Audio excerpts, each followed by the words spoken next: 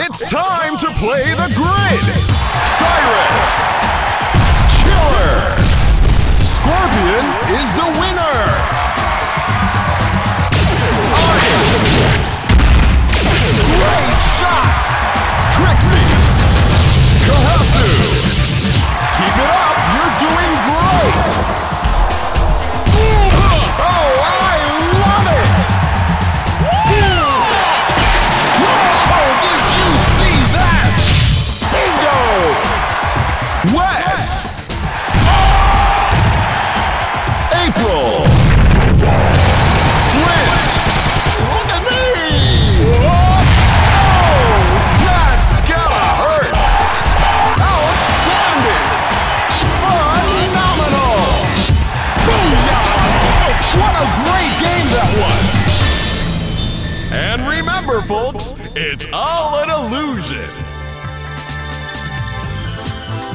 After the release of Mortal Kombat 4, Ed Boon and his part of the Mortal Kombat team focused on the development of a third-person shooter called The Grid.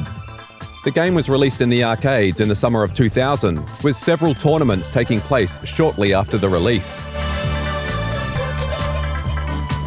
The Grid is a televised game show where contestants are fighting to the death, controlling celebrity avatars in holographic arenas. The players have power-ups, special moves, and even weapons at their disposal. The game carries strong references to both Mortal Kombat and Smash TV. Sub-Zero, Nude Sabot, and Scorpion are guest avatars and can be unlocked to join a cast of more than 15 characters.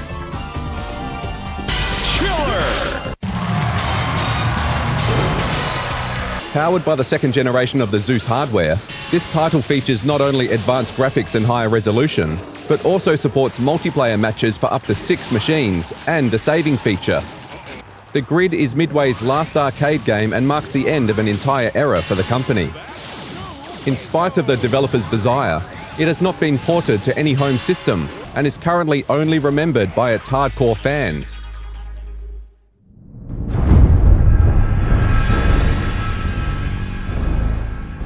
With Ed Boon and his part of the Mortal Kombat team developing The Grid, it was up to John Tobias and the people behind Mythologies to create the next game of the Mortal Kombat franchise.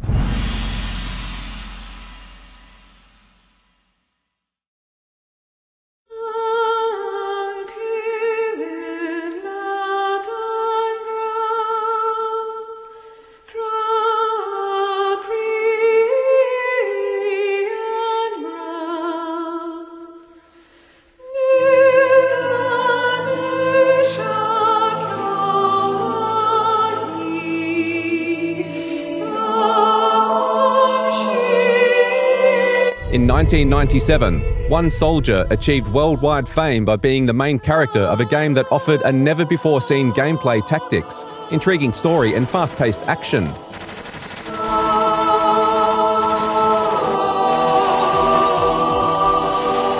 One year later, 2 Special Forces agents took on a similar path, hoping to repeat his success. Work on Mortal Kombat Special Forces started shortly after the release of Mythologies, with a planned release date in 1999. This deadline was never met, as the game was cursed with one of the most problematic but also one of the most interesting developments a title of the series has ever seen. It turned from an ambitious project into one of the worst games of the franchise. The team, led by John Tobias, initially envisioned Mortal Kombat Special Forces as a third-person action-adventure that would also support cooperative gameplay. Sonya and Jax were going to be controlled simultaneously on a split screen. Unfortunately, limitations in the technology prevented the presence of both characters on the screen with the desired level of detail.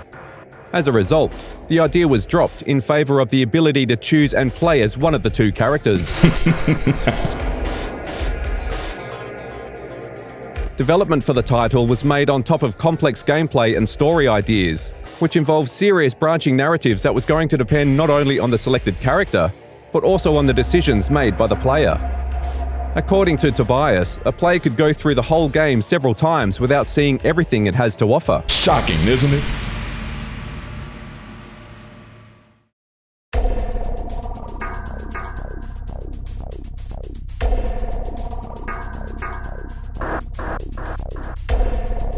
In addition to the branching story, the game was going to benefit from an advanced motion capture techniques to achieve smooth and realistic animation, having the characters walk, fight, climb ladders or swim as they make their way through the levels.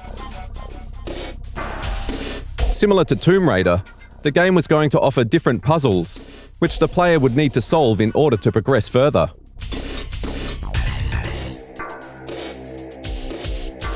The initial story takes place before the events of the original Mortal Kombat, and was supposed to explain the rivalry between the two agents and Kano, leader of the Black Dragon.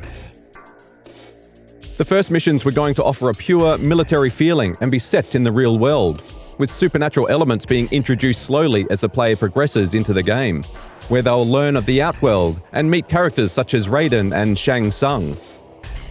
A pre-disfigurement Cabal was going to appear as a member of Kano's clan. In addition, the player was going to learn and witness the way Kano lost one of his eyes. The developers were facing a big challenge with Jax's bionic arms. According to Tobias, the arms were already a trademark for the character and they were struggling with how and whether to keep them in the game, as they were not part of the story until Mortal Kombat 3. The plan was either to completely remove them, or to introduce them as an initial prototype. The story was going to be told with 3D scenes rendered in real time to make all versions of the game look exactly alike.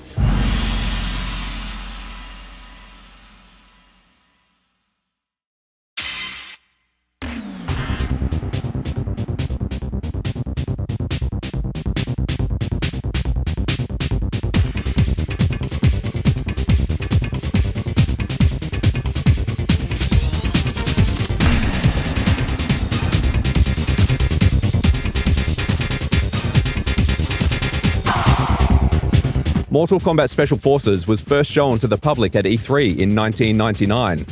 7 different levels were planned for the game, which was, at the time, supposed to be released at the end of the same year for Sony PlayStation and Nintendo 64.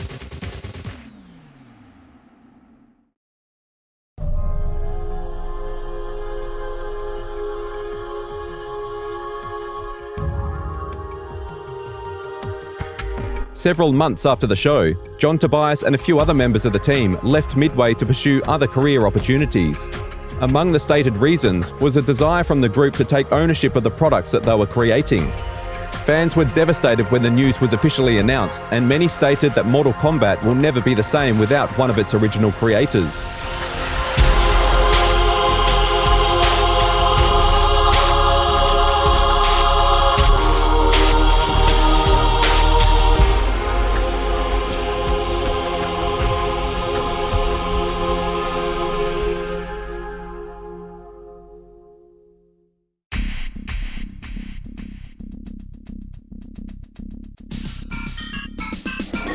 Upon leaving Midway, Tobias thought that Special Forces was going to be cancelled, as they were facing engine problems with the already struggling title.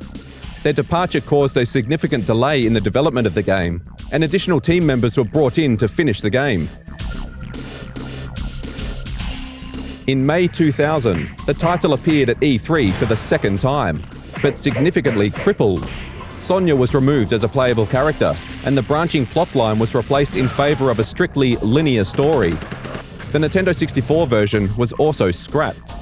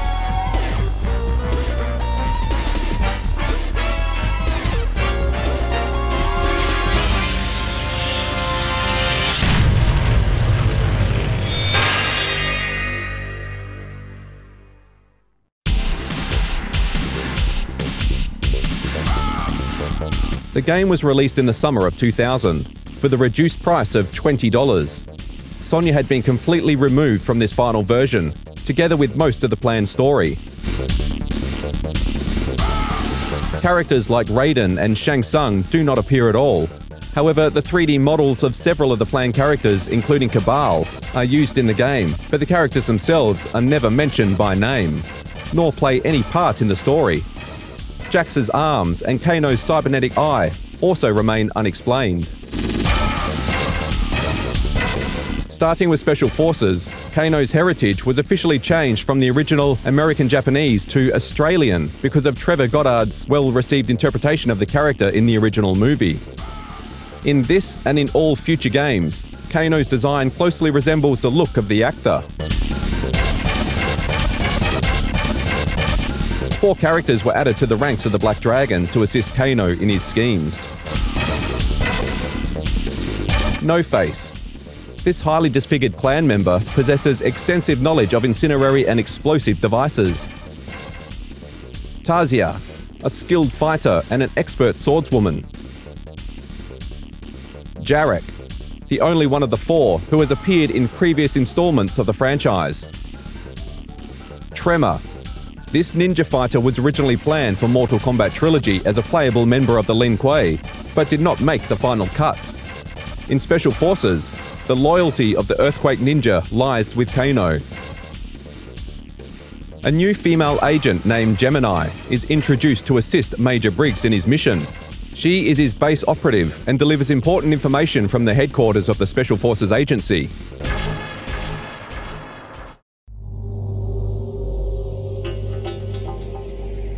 A 6th member of the Black Dragon can be seen escaping from the prison at the beginning of the game. It is rumoured that this might have been Kabal, who was removed from the final version. Mortal Kombat Special Forces received mostly negative reviews by both the critics and the fans. The game failed in every possible way, except in one. It did an impressive job at disappointing even the hardcore fans of the franchise. To add salt to the open wound, Midway removed John Tobias from the final credits. This act was met with disapproval from many of the fans, who can only wonder how the game would have turned out had it been finished by the people who started it.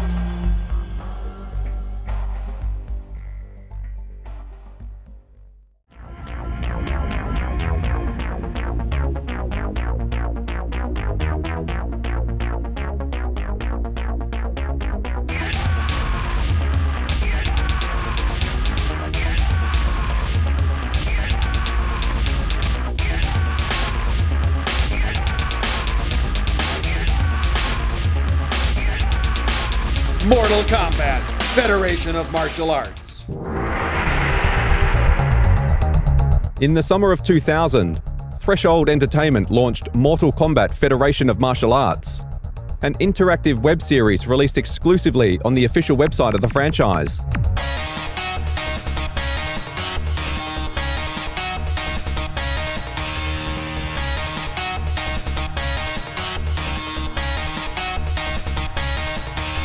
By joining the Federation, players received pretend money called Atman, which they could use to create a portfolio of fighters and bet on fights.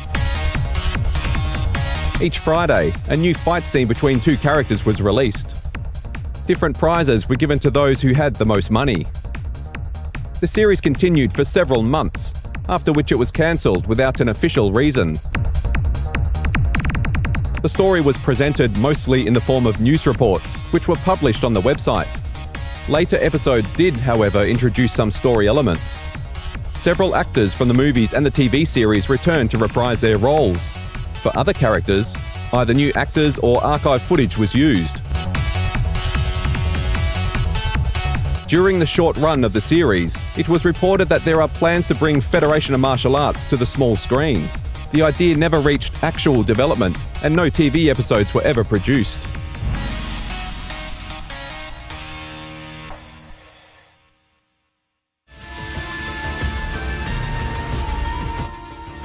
Mortal Kombat Federation of Martial Arts had a very small budget, which led to the creation of terrible fight scenes, bad acting, and lame special effects. In spite of these flaws, The project attracted the attention of the fans and remained in history as Threshold's last attempt to create an adaptation of the Mortal Kombat franchise.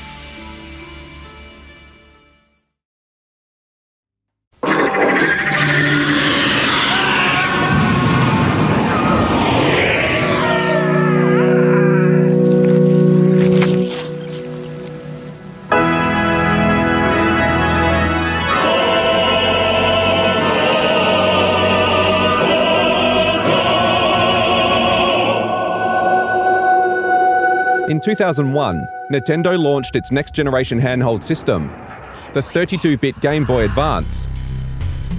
A few months later, on December 1st, Midway released Mortal Kombat Advance, a port of Ultimate Mortal Kombat 3, developed by Virtuecraft, a UK-based game studio. Oh my.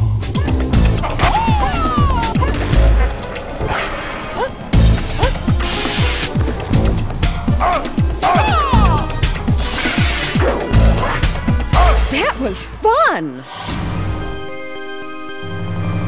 The game contains all characters from the 16-bit port to the original version. Noob Saibot and Rain can still be selected from the start, and the two boss characters can be unlocked. However, most of the finishing moves were removed from the game. The graphics look bad when compared to other Mortal Kombat games released later on the same system. The characters are poorly animated, with many missing frames, which destroys the fluid feeling present in other versions. The arenas are static and heavily compressed, which makes them look like a shallow copy of the originals. Many special effects are also missing, and the violence and blood appear to be toned down. However, all this did not affect the rating of the game. The most impressive thing for me about the advanced version of Mortal Kombat is the fact that the game actually looks and feels like, and indeed plays like the arcade. Fans of the originals will absolutely adore the advanced title.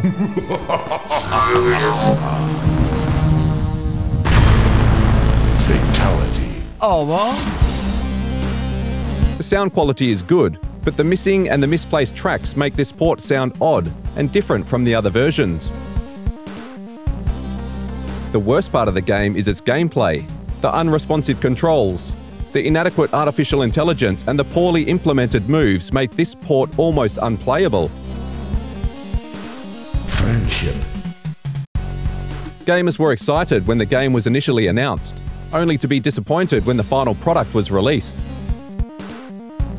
Mortal Kombat Advance was poorly received by both the press and the fans.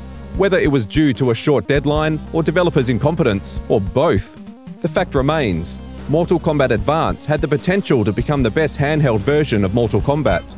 But instead, it became the last part of this lowest point for the franchise, and is considered the worst game of the series.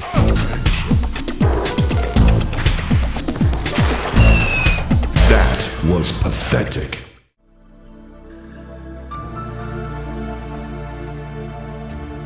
For several years, Mortal Kombat has struggled to keep its head above water. Rushed and unpolished projects were released for the sole purpose of capitalizing on its popularity and forced many fans to leave the franchise in the past. Neither the latest games nor the TV series could withstand the push from the rising competition. The remaining loyal fans had no other choice but to wait patiently, asking themselves, what will succeed in picking Mortal Kombat up from rock bottom?